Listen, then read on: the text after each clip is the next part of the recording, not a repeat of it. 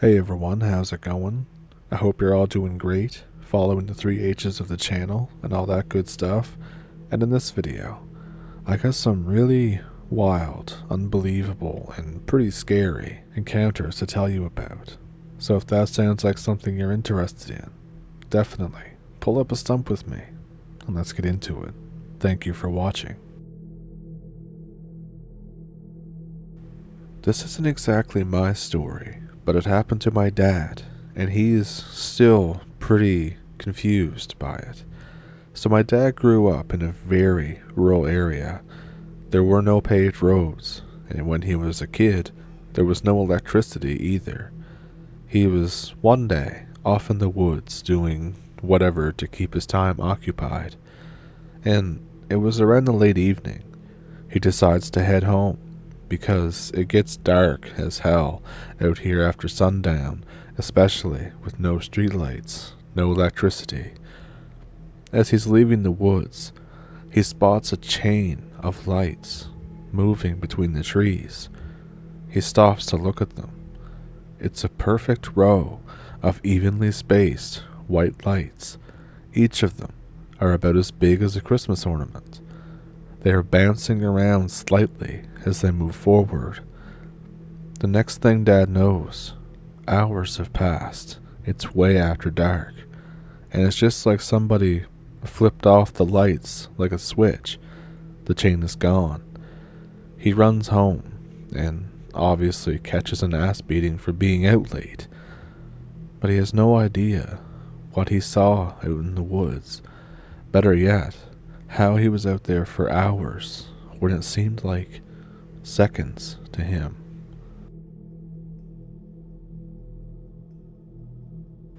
Things can get really different here on the res.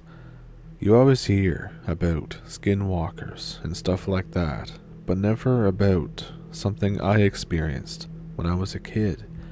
A Buchasan. It's a paranormal entity that can follow you and manipulate your thoughts and surroundings, and can even alter her voice. She also carries a big burden basket. In this basket, she's said to store animals, firewood, and dead children. Yes, it is said that she hunts naughty children, sometimes adults. So I was out looking for oak saplings for drumsticks. This was for an Apache drum. I find a sapling, and I take it. I put the sapling away, and I hear a small wind chime. I take my axe out, and I continue getting sticks. Then, I start to hear footsteps. I'm thinking it's my dad. I turn around, and there's nothing there. Nobody. I think this is weird, but maybe I'm just hearing things. So I continue walking. The sound of wind chimes grows louder, and I begin to hear laughing. It sounds horrible, like an old lady cackling. I run in the general direction of the truck, and I hear shuffling, and then louder chimes. I turn around, and I see this hideous old lady behind me. She looks like her clothes are made of buckskin. She has a stick that she supports herself with, and has a burden basket the size of her entire torso. The worst part was her face. It was all saggy, like the skin was melting off of her face. I was scared shitless. I ran as hard as I could. Eventually, I see the truck. Salvation for me is near. I run towards the truck, and I fall into a ditch out of nowhere. I'm stunned and confused. I got the wind knocked out of me. I lay there for just a few seconds, and I hear the shuffling and the chimes. I scramble out of the ditch as fast as I can and continue running toward the truck. Suddenly, I see my dad. He's running too and looks worried. He asked me where I was, that he'd been calling for me. I didn't hear him at all. He stops. I think he saw what I saw. He looks terrified. He says to throw the sticks in the milk crate. I do. He throws them on the back of the truck, and we leave. And I have something else that happened on that same res. This was many years later. Me and my friends had a bush party, and we were driving back from there. One of the girls in the car needs to pee. I pull over. She stumbles off to the ditch behind the bush, and then it becomes dead quiet. Everybody gets out in the middle of nowhere to look for her. Where did she go? Everyone stops as, collectively, the hair stands up on the back of our necks. Someone says, "Holy shit." We all look toward what he's pointing at. We can see dozens of eyes reflecting and glinting in the trees. I turn around and I ask who this girl was. Nobody seems to know. She was a pickup, just someone who said they needed a ride. I get everyone back in the car, and I wait a couple more minutes. No one knew who this girl was, but for some reason, she was very adamant about stopping at that exact spot to, quote, go to the bathroom.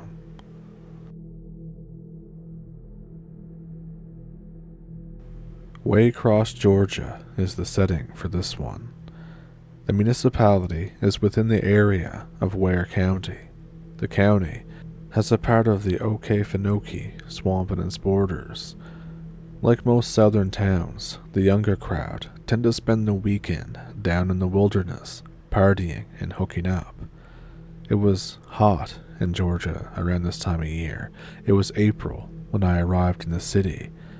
I was there to interview a park ranger from the Okefenokee Nature Preserve about an experience he had.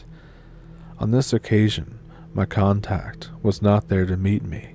Since this was considered a low-priority situation, I was allowed to do this on my own and send my report via fax to him. But, as is protocol, my copies had to be destroyed after he confirmed that his was received. I pulled up to the witness house, a medium-sized barn-style building out by Route 38. I knock on the door, and a man about a few years younger than me answers. We exchange our information, and I go inside to conduct my business. He tells me that he has been at his position for a few years now. Being in that swamp, he has seen and heard things he can't explain, but this one takes the cake. He asks me, "Do you believe in ghosts?" I tell him that I believe that people have encounters with things that we can't explain yet. He smirks and hands me a bunch of papers. After last week, I believe that ghosts are real, and that there is something buried out in that swamp. I open the folder and I skim the contents. He has photocopies of pages from clearly old and worn books, notes taken from him, interviewing locals, complete with their numbers and addresses. There were even satellite maps of the swamp with markers to indicate what he labeled as sightings and historical locations. From reading it all, it seemed like he had put together a conspiracy theory that an 18th century pirate had buried treasure in the swamp, and his ghost haunts the location to protect it. We discuss the matter for a bit, and I conclude that he is definitely an adamant believer in his theory. He explains that after what he experienced, he had to come up with some kind of explanation to it all. We begin to talk about what happened. A brief time back, he was on duty in patrolling the swamps. He was on the lookout for teenagers out there partying, and sure enough, after a time, he found just that. He was going to make his presence known, but before he could, he saw the teens start to panic. One of them, a black teenager around 15, was swinging something around at the others. He was wearing a Letterman jacket and had a strong build. Cautiously, the park ranger approached the group to try and defuse the situation. The other teenagers saw him and began to scream for help. They said that their friend had found something like an old sword in the mud and started to attack them after he picked it up. Sure enough, looking in the young man's hands, he saw what appeared to be a very rusty and broken cutlass being wielded by him as he swung it around wildly. Steadily, the park ranger pulled his sidearm and began to shout for the teen to drop it. That's when he saw something that shook him. Behind the teenager was a figure a few inches higher than him. It was almost incorporeal, but could faintly be seen. It looked like a man dressed in colonial attire with a tricorn hat. The figure looked like it was in a state of heavy decomposition. His face had rotted away to reveal a skull. Moss was layered over his torn and rotted clothes. The sudden appearance of a specter was horrifying on its own, but when the ranger realized something, the true terror had set in. Every move the teen made, so did the figure.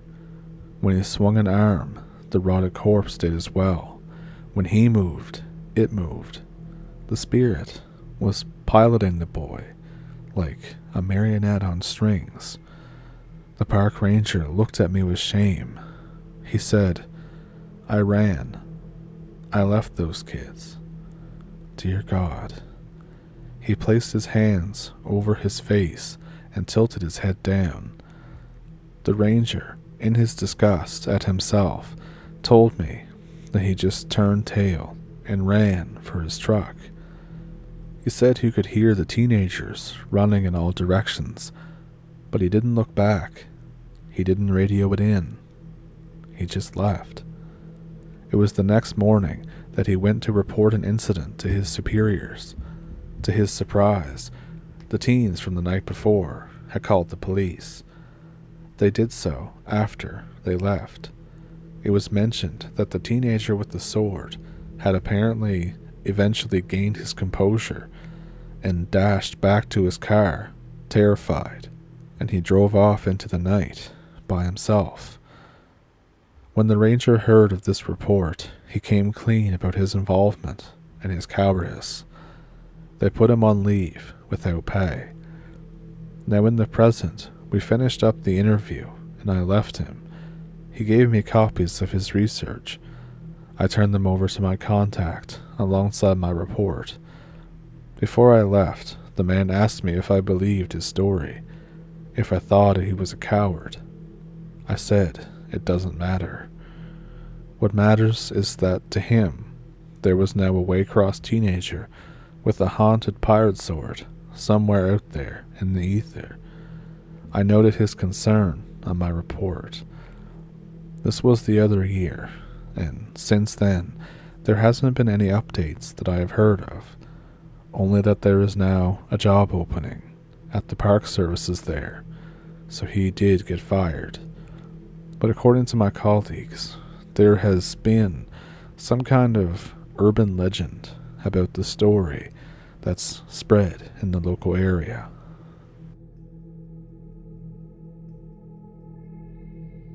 I have a couple of stories about a crazy dude back in my hometown named Roy. First, a little background on how Roy went kinda nuts, and then I'll tell you about a supposedly haunted murder weapon, followed by the time that I saw a weird thing on Roy's property. So, pretend you're back in my hometown, this unnamed place. We've got this guy named Lane. The dude is basically a menace.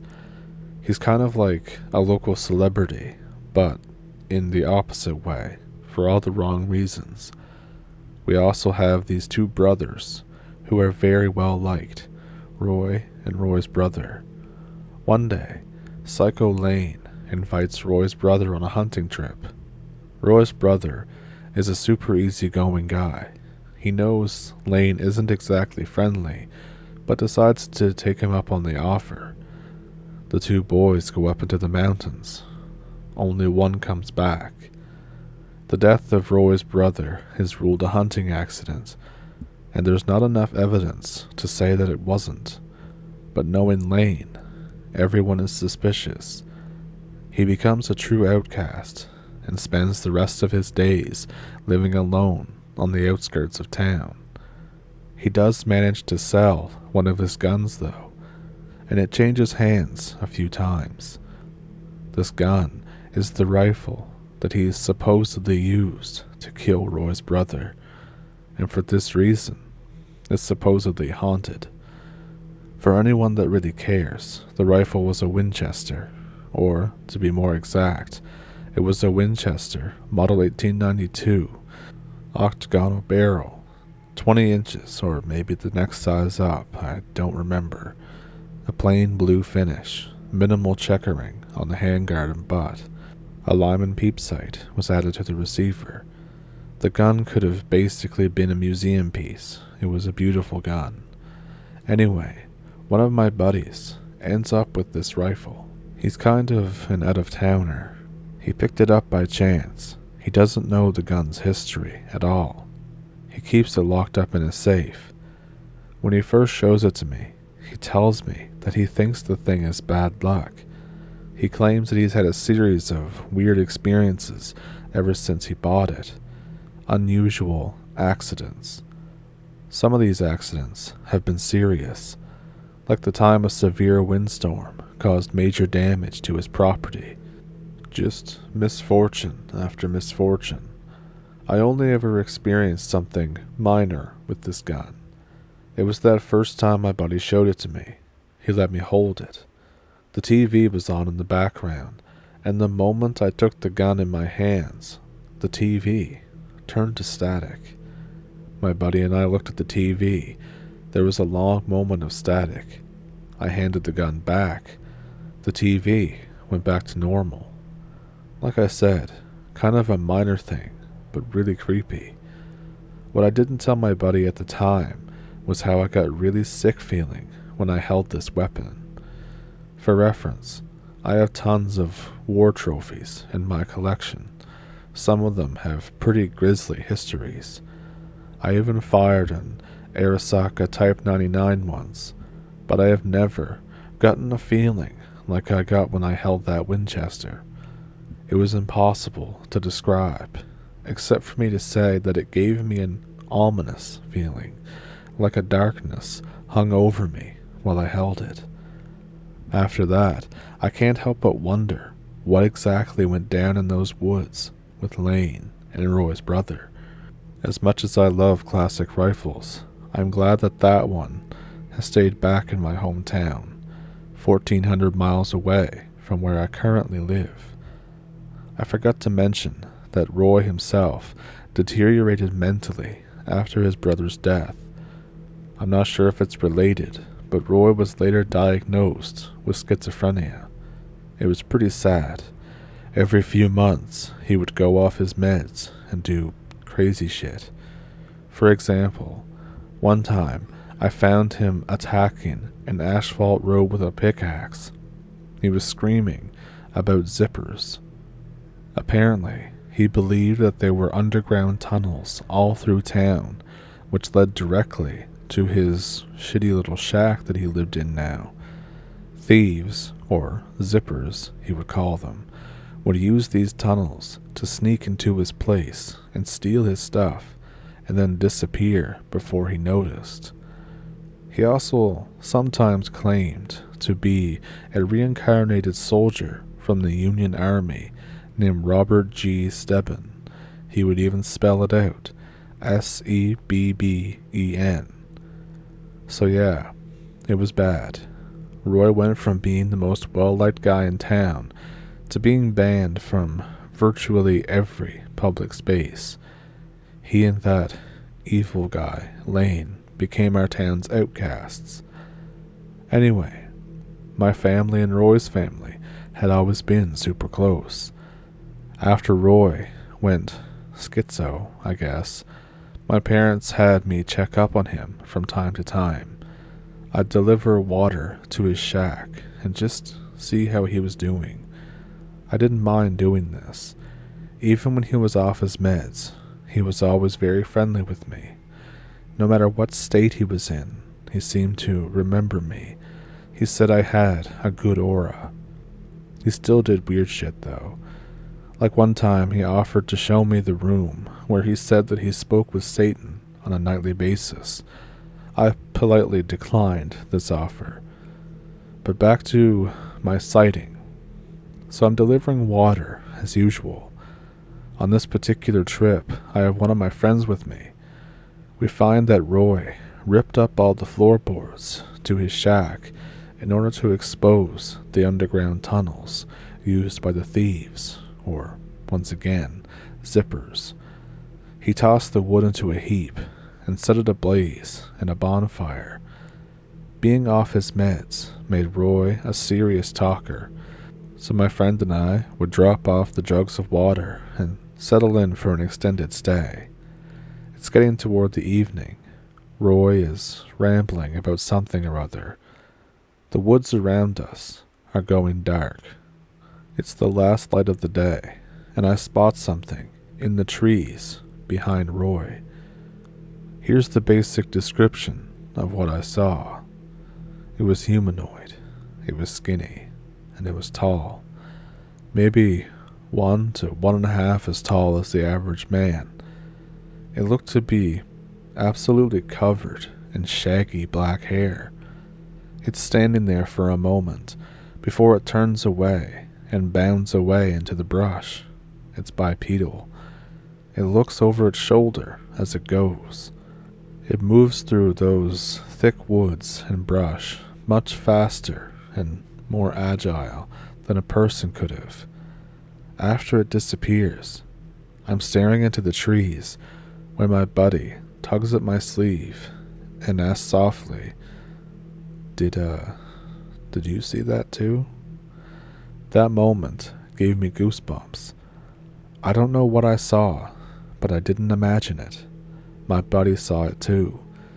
Believe me, the two of us had a long and silent and very intense car ride home that night. We didn't even talk about what we had seen until we were back and feeling safe inside the house.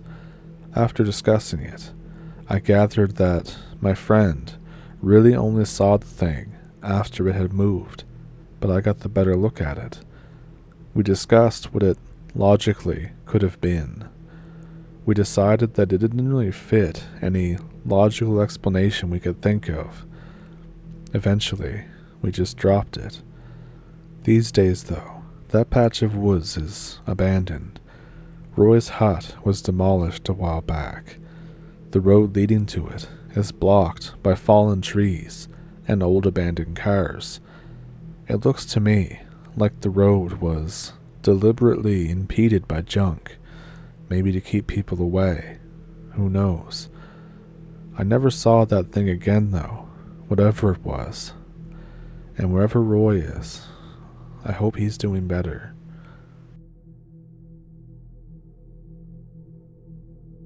So, let me know what you thought of them down in the comments. Which one was your favorite one? Do you have one of your own? I have an email in the description below that you can send them to if you'd like to. Down there as well is a PayPal and a Patreon if you would like to support the channel that way. But here on YouTube, there's super thanks, and that's much appreciated too. And with that, I think that I will see you in the next one. I hope you enjoyed the video, and if you did, make sure to like and subscribe, and share it if you want to, and I'll see you in the next one. Thank you for pulling up a stump. Thank you for watching.